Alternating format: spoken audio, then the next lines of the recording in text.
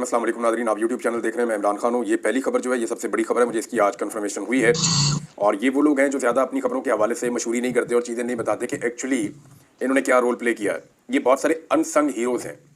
ये बहुत सारे लोग ऐसे हैं जिन्हें आप जानते भी नहीं हैं, जो आपको सामने दिखाई भी नहीं देते, और वो ओवरसीज़ पाकिस्तानी कहीं ना कहीं काम कर रहे होते हैं। यानी साजिद तारड़ आजकल पाकिस्तान तरीके इंसाफ से बहुत तंग है। ये अपने आप को डोनाल्ड ट्रंप का मुशीर कहते हैं और पाकिस्तानी मीडिया भी इनके पीछे इस चक्कर में लगा हुआ था। तो पाकिस्तान में तो कोई भी आ जाए बहरूपिया, उसके पीछे सारे लग जाते हैं। तो साजिद तारड़ साहब भी ये कह रहे हैं कि ऐसा लगता है ये पागलपन है कि ओवरसीज़ पाकिस्तानी जो है, ख़ासतौर पे जो अमेरिका में है, उन्होंने इसको जहाज़ समझ लिया कि इमरान खान साहब की मदद करनी है। तो अब जो मैं आपको खबर देने वाला हूँ ये बहुत इंपॉर्टेंट और बड़ी खबर है। वो ये है कि 26 तारीख को जब इस्लामाबाद में कत्लेआम हुआ था ना, तो उसी दिन, क्योंकि अमेरिका में दिन बाद में आता है, पाकिस्तान में पहले आता है, यहाँ बहुत 10-12 घंटों का फ़र्क है, बहुत लंबा टाइम गुजरता है, फिर अमेरिका में वो वाला वक्त आता है। तो जब यहाँ पे कत्लेआम हो रहा था तो उस वक्त अमेरिका में एक्टिविटी शुरू हो गई थी, और पाकिस्तान में जो कुछ भी डी चौक में हुआ 26 तारीख को, जब अमेरिका में वो वक्त आया 26 तारीख का, उसके बाद तो अमेरिका के अंदर पाकिस्तानी अमेरिकन उसी रोज़ हंगामी तौर पर रिपब्लिकन जो पार्टी अब इलेक्शन जीती है, डोनाल्ड ट्रंप की पार्टी, उनकी जो एस्टेब्लिशमेंट है उसके साथ मिले और तफसीली मुलाकात में उन्हें सारी सूरत से आगाह किया था। उसके बाद अगले 48 से 72 घंटों में जो पाकिस्तानी ओवरसीज़ वहाँ पे मौजूद हैं, पाकिस्तानी अमेरिकन, उनके साथ रिचर्ड ग्रेनल की भी मुलाकातें हुई, वो भी अंगेज हो गया और वो अब तक पूरी तरह से मुतहर्रिक है। और मैं क्योंकि अब यहाँ तक पहुँचा हूँ और मेरी लोगों से बातचीत हुई है और उन्होंने कंफर्म किया है कि जी हमारी जो 26 नवंबर को यहाँ पे जो कुछ भी पाकिस्तान में हुआ था, हमने रियल टाइम में सारी इन्फॉर्मेशन अमेरिका की जो आने वाली इंतजामिया है, हुकूमत है, उनको हमने सब कुछ बता दिया था। रिचर्ड ग्रेनल उन्हीं दिनों में एक्टिवेट हुआ था। अब मैं आपको जो खबर दे रहा हूँ ये बड़ी खबर है और इसकी कन्फर्मेशन है, और हुकूमत के लिए परेशान होने की बात इसलिए है कि रिचर्ड ग्रेनल ने अब तक जो कुछ भी किया है या जो कुछ भी कहा है वो इनफरादी हैसियत में नहीं किया। उनके कहने का अंदाज अपना हो सकता है, लेकिन जो कुछ भी रिचर्ड कर रहे हैं ये वो इनफरादी हैसियत में नहीं कर रहे। मैं सिर्फ आपको यहाँ पे ये बता देता हूँ कि जो कोई भी इसे एक इनफरादी या एक आदमी का फेल समझने की गलती कर रहा है, वो बिल्कुल वैसे ही कर रहा है जैसे बाज़-औक़ात कबूतर बिल्ली को देखकर आंखें बंद कर लेते हैं ना कि अब मैं बिल्ली को नज़र नहीं आऊँगा, मुझे खाएगी कैसे, और बिल्ली उसे खा जाती है। तो ये वही मामला है कि रिचर्ड ग्रेनल अकेला नहीं है, ना ये उसकी अकेले की पॉलिसी है, बल्कि ये मामला रिपब्लिकन की जो एस्टेब्लिशमेंट है उनके सामने रखा गया था और उन्होंने उसूली तौर पे पाकिस्तानियों के साथ खड़े होने का फैसला किया था। स्पेशली ये जो इंसानी हकूक़ की खिलाफ वर्जियों के मामला हो रहे हैं पाकिस्तान में, इस हवाले से अब इस पर जो है वो हुकूमत बहुत परेशान है, और इतनी परेशान है कि उन्होंने एक नया बयानिया बनाना शुरू कर दिया है। इस बयानिए को मैं वन लाइनर में आपको अगर समझाऊँ तो वो ये है कि जब भी पाकिस्तान के ऊपर बाहर से इंसानी हकूक़ की खिलाफ वर्जियों के हवाले से कोई दबाव आएगा तो पाकिस्तानी हुकूमत उसको करार देगी पाकिस्तान के एटमी असासों पर हमला। मिसाल के तौर पे मुझे गायब कर दिया गया, किसी और सहाफ़ी को खुदा न खास्ता गायब कर दिया गया, किसी शख्स के ऊपर झूठा मुकदमा बना दिया गया, लोगों को गोलियां खुदा न खास्ता मार दी गई, या कोई भी जुल्म और जबर पाकिस्तान में पाकिस्तान की मौजूदा हुकूमत जब भी करेगी तो बाहर से दुनिया से जब भी उसके खिलाफ आवाज़ उठाई जाएगी तो पाकिस्तानी हुकूमत अब ये करेगी, देखिए जी हमारे एटमी असासे खतरे में पड़ गए, देखिए जी हमारी कौमी सलामती खतरे में पड़ गई। इन्होंने अब एक नया फार्मूला अपनाया है जो पाकिस्तान की एस्टेब्लिशमेंट वो ये नहीं कर रही, क्योंकि अमेरिका के खिलाफ पाकिस्तान की एस्टेब्लिशमेंट, मैंने आपको बताया, कभी नहीं जाती। वो कभी भी अमेरिका के खिलाफ पाकिस्तान की मिलिट्री एस्टेब्लिशमेंट स्पेशली कभी नहीं जाएगी। हाँ, पाकिस्तान की जो सियासी हुकूमत है वो अब ये करेगी कि जब भी कोई इंसानी हकूक़ की बात करेगा, जब भी कोई जबर फस्तायत जुल्म की बात करेगा, जब भी कोई जबरी गुमशुदगियों की और बाकी चीज़ों की बात करेगा, तो इसको फौरी तौर पे जो पाकिस्तान की हुकूमत है वो कौमी सलामती का मसला बनाएगी। देखें, पाकिस्तान की कौमी सलामती का मसला बैरूनी मुदाखलत हो रही है। इंसानी हकूक़ का मामला जो होता है वो कभी भी किसी मुल्क का अंदरूनी मामला नहीं होता, वो एक आलमी मसला होता है, एक आलमी अलमिया होता है, और उसके खिलाफ कोई भी आवाज़ पूरी दुनिया में उठा सकता है। हाँ, हुकूमतें गिराना, हुकूमतों को बदलना, अपनी मर्जी के बंदे लाना, किसी मुल्क के अंदर अड्डे छीन लेना, ड्रोन हमले उस मुल्क के अंदर होना, उस मुल्क के अंदर ऐसे ऑपरेशंस होना जिससे उस मुल्क के अमन व अमान को खतरा हो रहा हो, या उस मुल्क की पॉलिसीज़ को बनाना, ये वो सारी चीज़ें हैं जो गलत है। ये वो सारी चीज़ें हैं जो मुदाखलत है उस मुल्क के अंदरूनी मामलात के अंदर, जैसा कि वो साइफर वाला मामला आपको अच्छी तरह याद है। अब ये इंसानी हकूक़ वाले मामले को ऐसे इस्तेमाल करेंगे। एक और चीज़ है, अयाज सादिक साहब ने एक स्टेटमेंट दिया, मैं यहाँ पे पहले ही आपको वो बता देता हूँ, ये भी क्योंकि बयानिया की बात हो रही है ना, तो बयानिया उन्होंने बनाया मुल्क पर पाबंदियों की हमायत करने वाले पाकिस्तानी नहीं है। एक तो अयाज सादिक साहब, पाकिस्तान में किसी ने भी इन जो पाबंदियाँ लगी हैं इनकी हमायत नहीं की। सिर्फ एक पॉलिटिकल पार्टी है जिसने खुलकर इसकी मुखालफत की और पहले मिनट से की, यानी उन्होंने सोचा भी नहीं, उन्होंने मशवरा भी नहीं किया, उन्होंने मुखालफत कर दी। जो जहाँ बैठा हुआ था उसने वहीं से मुखालफत कर दी, और वो पाकिस्तान तरीके इंसाफ है। जो पाकिस्तान के ऊपर पाबंदियाँ लगी हैं मसाइलों के हवाले से, उस पर बतौर पॉलिटिकल पार्टी अगर किसी ने मजम्मत की है तो वो पाकिस्तान तरीके इंसाफ ने की है। अब अयाज सादिक साहब कह रहे हैं कि पाबंदियों की हमायत करने वाले पाकिस्तानी नहीं है। मैं एक और बात कहना चाहता हूं कि जो पाबंदियों पर खामोश रहे, क्या वो मुहिब वतन पाकिस्तानी है? नवाज शरीफ इन पाबंदियों पे चुप, शहबाज शरीफ इन पाबंदियों पे चुप, इसहाक डार इन पाबंदियों पे चुप, हमजा शहबाज इन पाबंदियों पे चुप, मरियम नवाज इन पाबंदियों पे चुप, कैप्टन सफदर इन पाबंदियों पे चुप, पीएमएलएन की सारी क़यादत ज्यादातर वो इन पाबंदियों पे चुप। तो क्या ये चुप रहने वाले, जब पाकिस्तान के साथ ज्यादती हो रही है इसके ऊपर जो लोग खामोश रह रहे हैं, क्या वो मुहिब्बे वतन पाकिस्तानी है, या वो लोग मुहिब्बे वतन पाकिस्तानी है जो इन पाबंदियों के खिलाफ आवाज उठा रहे हैं? ये बात मैंने सवाल में से उठाया, इदारों में बैठे हुए लोग भी सोचे हैं कि उन्होंने किस तरह का तजुर्बा किया है। मजा तो बहुत आ रहा होगा उन्हें। एक नाज़रीन और खबर है, और ये एक बारीक वारदात है जो मैंने पकड़ी है। ये हाफिज नईमुर रहमान साहब हैं, जमात इस्लामी के अमीर हैं, मेरा इनसे बहुत अच्छा ताल्लुक है, लेकिन इन्होंने गालिबन एस्टेब्लिशमेंट के कहने के ऊपर एक स्टेटमेंट दिया है। इस वक्त देखें, पाकिस्तान की एस्टेब्लिशमेंट और हुकूमत अमेरिका को खुश करने की कोशिश कर रही है। वो ये जानते हैं, पाकिस्तान सब जानते हैं पाकिस्तानी, कि जब भी अमेरिका में कोई भी हुकूमत आए, चाहे वो ट्रंप की हो, जो बाइडन की हो, ओबामा की हो, बुश की हो, किसी की भी हो, वो हमेशा प्रो इसराइल ही होगी। इसराइल की बड़ी इन्वेस्टमेंट है, बड़ी मेहनत है, अमेरिका में उन्होंने बड़ी लॉबिंग की हुई है। तो जो भी हुकूमत अमेरिका में आएगी वो इसराइल के प्रो होगी, यानी वो इसराइल से मोहब्बत करने वाली होगी। जो भी आएगी, ऐसी कोई हुकूमत मैंने देखी नहीं जो इसराइल के साथ प्यार नहीं करती अमेरिका की। तो लाजमन जो अब हुकूमत आ रही है वो भी प्यार ही करेगी उनसे, जो पहले थी वो भी प्यार ही करेगी।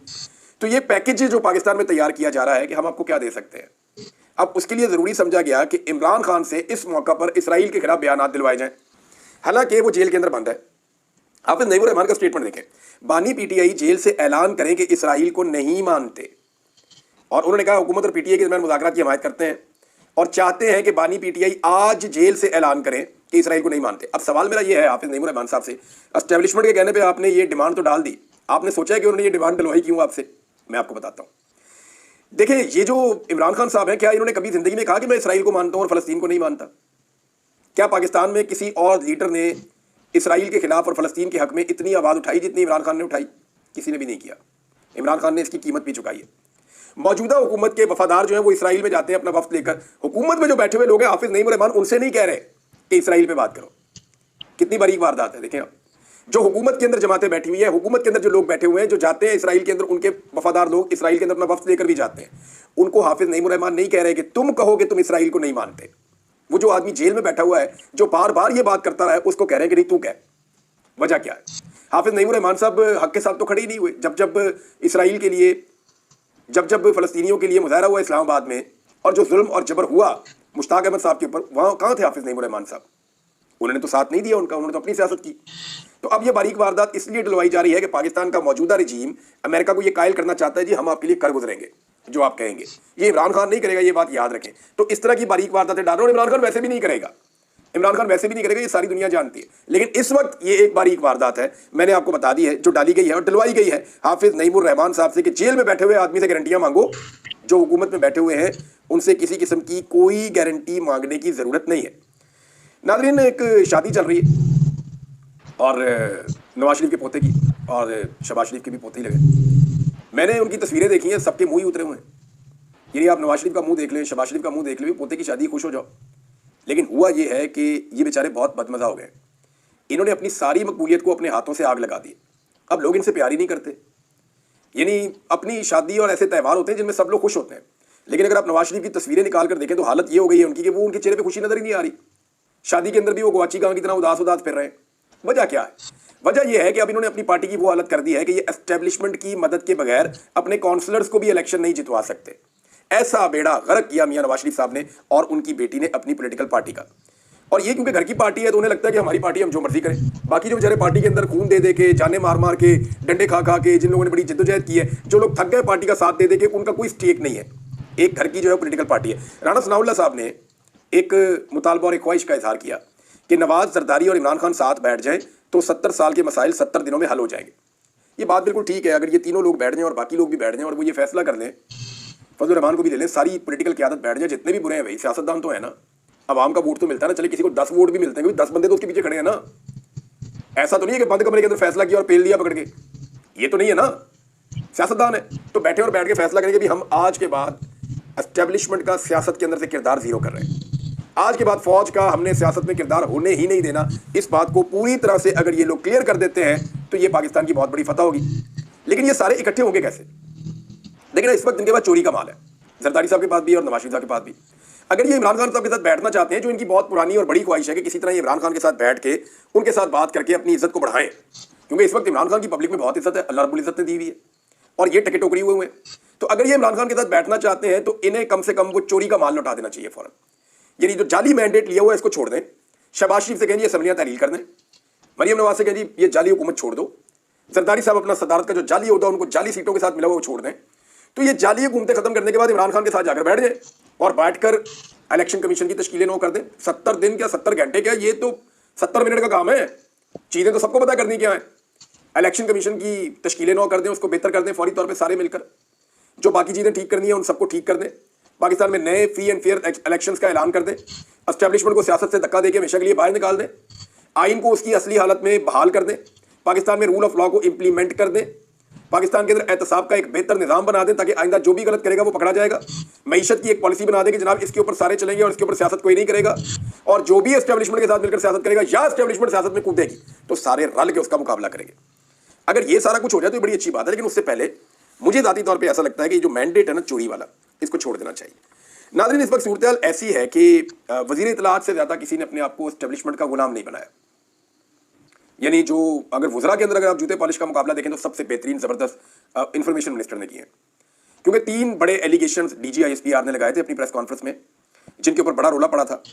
Number 1, D G I S P R نے خیبر پختونخوا حکومت کی گورننس کے اوپر آواز اٹھائی تھی.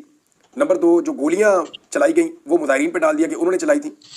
نمبر 3, انہوں نے کہا جی تحریک طالبان پاکستان کو پاکستان کے اندر عمران خان صاحب ضد کر کے لے کر آئے تھے اور ان کی وجہ سے جو دہشت گردی ہو رہی ہے وہ ہوئی, انہوں نے یہ کہا. اب ان میں سے دیکھیں 2 معاملات تو بڑے کھل گئے. یہ جو ٹی ٹی پی والا معاملہ یہ تو ایسا کھل گیا کہ اس کے اوپر پہلے ذرا رکے نا, ٹی ٹی پی والے معاملے میں خواجہ آصف کا ایک ٹویٹ ہے وہ آپ کو اس کے فوراً بعد میں بتاتا ہوں. وہ کھل گیا. اس کے بعد جو دوسرا معاملہ تھا گولیاں چلانے والا, سارے ثبوت لوگ سامنے لا کر انہوں نے رکھ دیے اور دودھ کا دودھ اور پانی کا پانی کر دیا. اب گورننس خیبر پختونخوا کا معاملہ, اس کے اوپر وائٹ پیپر جاری کر دیا عطا تارڑ نے. عطا تارڑ نے وائٹ پیپر جاری کیا. میرے خیال میں مجھے سننے کی آپ کو ضرورت نہیں, اب طارق متین صاحب کا ویلاگ نکالیں, انہوں نے پورا کا پورا پوسٹ مارٹم ہی کر دیا. میں نے وہ سنا ہے, انہوں نے کمال ریسرچ کر کے اڑا کے رکھ دیا ہے سارا کا سارا وائٹ پیپر جو عطا تارڑ لے کر آئے تھے. لیکن اس وقت اگر بدترین کارکردگی کہیں پہ ہے پاکستان میں تو وہ فیڈرل گورنمنٹ کی اور پنجاب حکومت کی ہے, جنہوں نے مثالیں قائم کر دی ہیں. ایون کشمیر کے اندر بھی جو وزیر اعظم لائے ہوئے ایک تحفہ, جس کو خواجہ سعد رفیق نے کہا تھا کہ یہ کیا تحفہ لا کے بٹھا دیا, وہ ٹھیک کہہ رہے تھے بیچارے, تو اس نے بھی جو تباہی پھیری ہوئی ہے. تو اگر پاکستان تحریک انصاف وائٹ پیپر خود نہیں لا سکتی ان کے خلاف تو یہ تو نکما پانی ہے نا. تحریک انصاف اس وقت وہ پاپولیرٹی انجوائے کر رہی ہے جو عمران خان کی وجہ سے پارٹی کو مل رہی ہے, تو وہ کہتے ہیں ہاتھ پہ ہاتھ رکھ کے بیٹھو, کام ہی نہیں کرنا. اب یہ رسپانسبلٹی جو پنجاب کے اندر جو اپوزیشن ہے پی ٹی آئی کی, ان کی ہے کہ وہ وقتاً فوقتاً ان کو نہ صرف بے نقاب کریں بلکہ پورا ایک وائٹ پیپر جاری کریں سال کے اختتام پہ کہ جناب یہ بیڑا غرق انہوں نے اس ملک کا کر دیا اور اس صوبے کا انہوں نے کیا حال کر دیا. یعنی ہر چیز میں انہوں نے عمران خان کی نقل کرنی ہے. اب وہ کٹے بچے عمران خان صاحب کا کوئی یاد ہے ایک پروگرام تھا جس کا مریم نواز بہت اور مریم اورنگزیب اور باقی سارے بہت مذاق اڑاتے تھے کہ عمران خان گائیاں ایسے کیوں دیتا ہے لوگوں کو, اور یہ اس کے ساتھ معیشت کیا ٹھیک ہو جائے گی. تو اب مریم نواز نے بھی وہی پروگرام جو ہے وہ اپنا لیا ہے اور اس پروگرام کے جو اشتہارات ہیں وہ چھپنا شروع ہو گئے. مریم نواز بھی اب گائیاں بانٹیں گی. عمران خان صاحب کا جو ویژن ہے نا اس کی ایک ایک چیز کو یہ مل کر اب آہستہ آہستہ فالو کر رہے ہیں. اچھا جی, میں آپ کو یہ بتا رہا تھا کہ بدترین کارکردگی کے باوجود یہ پاکستان تحریک انصاف کی ذمہ داری ہے نا کہ وہ وائٹ پیپر جاری کرے. وہ بتائیں کہ معیشت کا کیا کباڑہ کیا شہباز شریف نے, وہ بتائیں نا کہ گروتھ کہاں پہ چلی گئی, وہ بتائیں نا جی ڈی پی کے ساتھ کیا ہوا, وہ بتائیں نا پاکستان میں عام آدمی کی معیشت کا کیا ہوا, وہ بتائیں نا پاکستان کے اندر اس ایک سال کے اندر مہنگائی کتنی بڑی اور کس چیز کی قیمت میں کتنا اضافہ ہوا. پھر وہ تقابلی جائزہ کریں عمران خان کے دور کے ساتھ. تو وائٹ پیپر جاری کرنا ایکچولی اپوزیشن کا کام ہوتا ہے, لیکن یہاں ایک عجیب روایت ہے کہ حکومت اپوزیشن کی جماعت کے ایک صوبے کے اندر جو حکومت ہے اس کے خلاف وائٹ پیپر جاری کر رہی ہے. آپ اندازہ کریں کتنی اگریسو حکمت عملی ہے موجودہ حکومت کی, اور دیوار کے ساتھ لگے ہوئے ڈرے اور سہمے ہوئے ہیں پاکستان تحریک انصاف کی لیڈرشپ. حالانکہ کارکن ان کے بڑے تگڑے ہیں, وہ سوشل میڈیا کے اوپر جواب بھی دیتے ہیں, لیکن لیڈرشپ جو ہے وہ ان کو یہ کام کرنا چاہیے تھا, وہ نہیں کر پائے. سول نافرمانی کی تحریک کے اوپر میں نے آپ کو پہلے کہا تھا کہ اس سال ریمیٹنسز آئے ہیں. ان کی وجہ یہ ہے کہ پاکستان میں حالات بدترین تھے, زمینوں کی قیمتیں بالکل زمین پہ چلی گئیں, کوئی خرید و فروخت نہیں ہو رہی تھی, تو اس لیے لوگوں نے زمینیں, بند ہونے والی فیکٹریاں اور بہت ساری چیزیں باہر سے پیسہ بیچ کر خریدی ہیں تاکہ جب حالات ٹھیک ہوں گے تو ہم ان کو استعمال کر لیں گے. تو اس لیے ریمیٹنسز کچھ زیادہ آئے ہیں پاکستان میں. لیکن یہ سب عمران خان صاحب کی کال سے پہلے تھا. اب کال عمران خان صاحب کی اس ہفتے آئی ہے اور اسی ہفتے یہ سال ختم ہو گیا, تو اس ڈیٹا کی بنیاد کے اوپر اب سارے کہہ رہے ہیں نہیں جی نہیں, دیکھیں یہ پتہ چلے گا جب جنوری کا پورا مہینہ اگر یہ کال رہتی ہے, عمران خان صاحب اس کو واپس نہیں لیتے, اور پورا مہینہ اگر یہ کال چلتی ہے تو پچھلے سال کے جنوری کے ڈیٹا کے ساتھ آپ اس سال کے ڈیٹا کو کمپیئر کریں گے, آپ کو پتہ چل جائے گا کہ عمران خان صاحب کی کال کامیاب ہوئی ہے یا نہیں ہوئی ہے. بڑے آرام سے آپ کو پتہ چل جائے گا, آپ کو کچھ اور کرنا بھی نہیں پڑے گا. عامر مغل صاحب نے ناظرین ایک بہت بڑا دعویٰ کیا ہے اور میں آپ کو پڑھ کے سنانا چاہتا ہوں. عامر مغل صاحب نے ٹی وی چینل کے اوپر بیٹھ کر یہ بات کی ہے, اور جو انہوں نے بات کی ان کے جو الفاظ ہیں وہ یہ ہیں کہ میں آپ کے سامنے بیٹھ کر بتا رہا ہوں کہ ہمارے نوجوانوں کو رینجرز اور فوج کے جوانوں نے مارا ہے, فوج کے سنائپرز نے मारा है और मोहसिन नकवी और शहबाज शरीफ के हुक्म पर मारा है।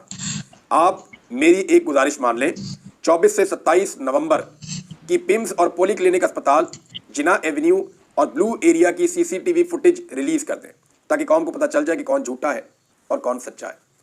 अब ये सीसीटीवी फुटेज तो आपको मिलनी नहीं है और मुबैना तौर पे जो वीडियो भी मौजूद हैं शौकत बसरा साहब के पास, और मेरी इत्तला के मुताबिक पार्टी की क़यादत ने शौकत बसरा साहब से वो वीडियोज़ मांग भी ली हैं कि उनको महफूज किया जाए इससे पहले कि उनके पास से इधर उधर हो जाए, और उन लोगों को भी महफूज करने की वो कोशिश कर रहे हैं, लेकिन वो लोग घेरे में हैं। यानी जिन लोगों ने ये बयान दिए, जिन्होंने ये बताया कि उन्होंने कितनी लाशें देखी पिम्स अस्पताल में, उनके अपने प्यारे को जो लाया गया राशिद को, उसे गोली लगी थी, उसका एक्सीडेंट नहीं हुआ था और उसकी मौत ताज़ा नहीं थी, बहुत पुरानी थी, उसकी लाश अकड़ी हुई उनको मिली है। और उन्होंने कहा एक बक्से के अंदर 3 लाशें पड़ी हुई थी। हालांकि इतने सारे बक्से हैं, क्या बाकी बक्से खाली छोड़े हुए थे या उनके अंदर सब्जी संभाली हुई है इन्होंने? भाई लाशें ही रखते हैं ना इन बक्सों के अंदर, ये जो मुर्दा खाना होता है वहाँ पे। तो एक डब्बे में 3 लाशें होने का क्या मतलब है कि बाकी डब्बों के अंदर फिर जगह नहीं है? अगर बाकी डब्बों में जगह नहीं है तो फिर तो लाशें और भी होंगी वहाँ पे। और वो जो बंदा है वो क्लेम कर रहा है कि उसने बहुत सारी लाशें देखी हैं। तो ये जो क्लेम आया ये बड़ा खौफनाक है, इसके ऊपर बिल्कुल इंक्वायरी होनी चाहिए और जुडिशियल इंक्वायरी ही इस सारे मामले को खोल सकती है। मेरी इत्तला के मुताबिक ओवरसीज पाकिस्तानियों ने एक नई कैंपेन शुरू की है और मैंने आपको कहा था कि क्रिसमस की छुट्टियों के बाद नए साल में 2 चीज़ें होंगी। एक कांग्रेशनल मीटिंग होगी अमेरिका में और एक बरतानिया में पार्लियामेंट्री ब्रीफिंग भी होगी, और इसी तरह कनाडा में भी होगी और बाकी यूरोपीय यूनियन में भी ये चीज़ें होंगी। अच्छा, इसमें 2 बड़े मुतालबात सामने आने वाले हैं कि अक़वाम मुत्तहिदा को कहा जाएगा कि आप एक फैक्ट फाइंडिंग रिपोर्ट बनाएं 26 नवंबर को होने वाले कत्लेआम के हवाले से, और स्कॉटलैंड यार्ड से मुतालबा किया जा सकता है, ये मुतालबा हो सकता है कि स्कॉटलैंड यार्ड से तहकीकात करवाई जाए जैसे बेनज़ीर भुट्टो के कत्ल की तहकीकात करवाई गई थी, और वो बताएं कि जनाब इस्लामाबाद के कत्लेआम को कैसे किया गया। सारी फुटेज देखें, सारे लोगों से मिलें, सबके इंटरव्यूज़ लें, सहाफ़ियों के, ऐनी शाहिदीन के जिनको गोलियां लगी उनके, फिर जो सिक्योरिटी फोर्सेज के लोग मौजूद थे उनके, सबसे वो पूछें कि एक्चुअली ये क्या हुआ और किसने किया। नाज़रीन, और बहुत सारी खबरें, लेकिन जाते जाते एक चीज़ आपको और बताऊँ, खबरें आपको अगले वीडियो में बता दूंगा मैं। इमरान खान साहब का एक स्टेटमेंट में पढ़ रहा था, आप अंदाज़ा करें इस आदमी की जुर्रत का, बहादुरी का और हिम्मत का। 70 साल से ज़्यादा उम्र है और इस सिचुएशन में भी वो ये कह रहे हैं कि मुझे बाहर आने की कोई जल्दी नहीं है, मैं बाहर आ जाऊँ और मेरे कारकुन जेलों के अंदर बंद हों तो ये मुझे कबूल नहीं है, तो मैं बाहर ज़रूर आ जाऊँगा, अंदर रहना तो किसी को भी अच्छा नहीं लगता। लेकिन इमरान खान साहब कैटेगोरिकली ये कह रहे हैं कि उन्हें अपने कारकुनों का जेल में रहना पसंद नहीं है, उनके बेगुनाह कारकुनों को रिहा किया जाए। नवाज शरीफ ने कभी ये मुतालबा किया है कि मेरे कारकुनों को छोड़ो? मियाँ साहब ने हमेशा जो है डील की और कारकुनों को जेल में छोड़कर पाकिस्तान से बाहर उड़न छू, यानी कारकुन बेचारे थे डंडे खा रहे हैं, जलील हो रहे हैं, बेड़ा गर्क हो गया उनका, मियाँ साहब ने डील मारी, ओक गए, मुड़ के भी नहीं देखा। इस दफा भी ये किया मियाँ साहब ने। तो मियाँ साहब हमेशा कारकुनों को छोड़कर चले जाते हैं, फिर कारकुन मियाँ साहब को छोड़ते हैं तो मियाँ साहब कहते हैं मैंने मुड़ के देखा कोई नहीं था। और मियाँ साहब कौन क्यों खड़ा होगा आपके लिए? आप कभी लोगों के लिए खड़े ही नहीं हुए।